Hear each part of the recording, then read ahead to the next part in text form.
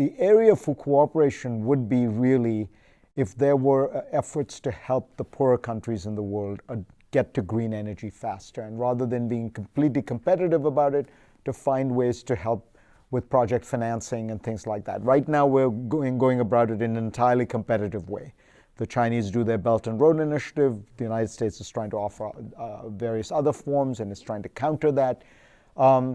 That's probably suboptimal. But I have to say, my biggest concern right now about climate change is we are all committed and committing to a world in which we are going to phase out these fossil fuels very fast. And so there's very little investment going in, a lot of shaming of it, a lot of winding down of natural gas, for example, in the U.S.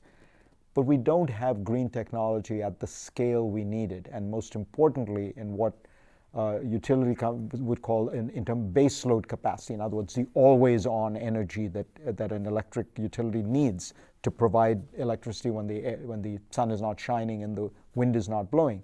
This is not something you can just aspirationally wish for.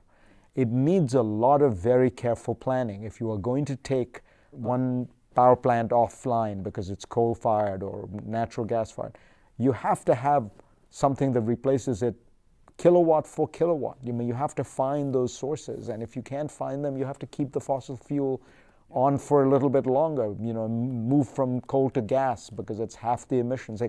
These are difficult trade-offs, but people assume if your intentions are good, the problem is going to solve itself. It won't. It takes a lot of implementation to make this work.